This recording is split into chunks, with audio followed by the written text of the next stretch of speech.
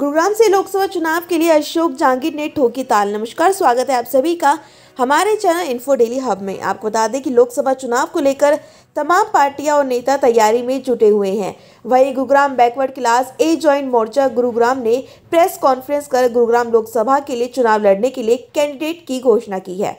Backward class A joint मोर्चा ने एक coordinate कर बताया कि बैकवर्ड क्लास ए जॉइंट मोर्चा समाज के हिस्सेदारी के लिए लगातार संघर्ष कर रहा है। पिछले 3 वर्षों से धरातल पर उतरकर समाज के लिए काम कर रहा है। सरकार द्वारा हमारी जनसंख्या के अनुपात के हिसाब से हिस्सेदारी नहीं मिली है, जिसके लिए समय समय पर बैकवर्ड क्लास ए के साथ अन्य समाजों के हितों की रक्षा के लिए संघर्ष करते आ रहे हैं। बैकवर्ड क्लास ए की जनसंख्या लगभग 33% होने के बावजूद भी राजनीतिक भागीदारी नहीं मिली। हमने अपने हकों के लिए संघर्ष किया, जिसका कुछ असर हुआ और जिससे हरियाणा में पंचायती राज तथा स्थानीय निकायों में कुछ हिस्सेदारी मिली। वो शून्य के समान है, लेकिन हम समाज को मजबूत करने के लिए लगातार समाज को जागरूक कर रहे हैं। ऐसे में लोकसभा चुनाव के लिए बैकवर्ड क्लास ए जॉइंट मोर्चा ने लोकसभा चुनाव के लिए आवेदन मांगे गए थे, जिससे गुरुग्राम लोकसभा प्रत्याशी का चयन किया जा सके और लोकसभा जहांगीर ने चुनाव लड़ने के लिए इच्छा जताई। अशोक जहांगीर को हमने पंचायती उम्मीदवार बनाया और अशोक जहांगीर को अपना उम्मीदवार घोषित कर दिया।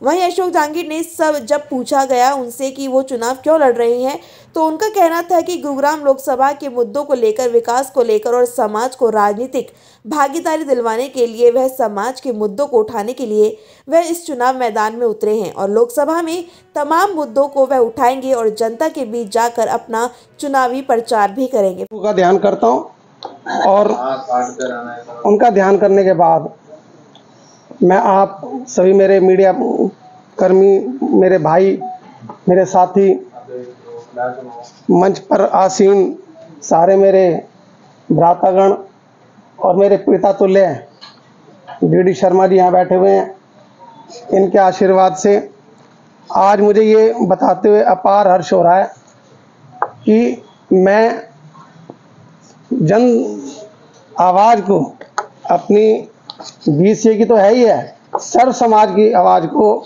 इन सब की सहमति से उठाने जा रहा हूँ। अभी तक हमने क्या देखा है? देखा यही है कि इनके पार्टियों के झंडे, बैनर सब हम उठाते हैं और हमारे ही बलबूते पे बनते हैं और बनने के बाद हमें बिल्कुल दरकिनार कर देते हैं। आज की जो व्यवस्था है उससे सब वाकिफ़ हैं, उसमें मैं अभी जाना नहीं चाहता।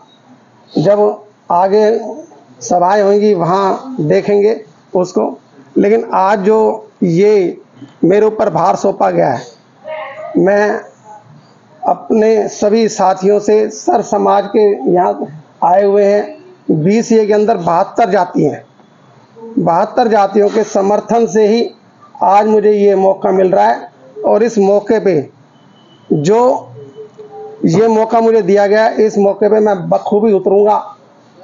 मेरे अंदर एक ही आदत रही है कि मुझे अगर मौका मिला है तो बड़े लेवल का ही मिला है। अभी तक मैं श्री राम कथा भी कर रहा था, श्री राम कथा में भी जो है ऊपर लेवल पे मीडिया में भी मैं रहा और मीडिया में भी जब रहा तो मेरा वर्ल्ड में भी नाम आ गया, भाई जानते थे।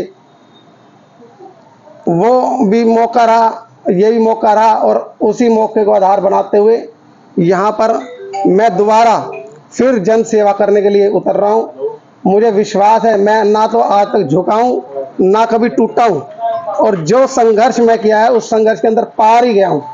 कहते हैं, भगवान भी ये कहते हैं कि जहाँ पर कृपा राम की होई वहाँ पर कृपा करे सबको ही। उन्हीं का ही मैं कृपा पात्र बनकर आज आप लोगों के बीच में आया हूँ और मुझे भी उम्मीद है कि आप लोग भी मेरा भरपूर सहयोग और साथ देंगे। ये मैं ही नहीं खड़ा हूँगा, आप सब खड़े होंगे। मेरी अपनी जीत नहीं होगी, आपकी अपनी जीत होगी।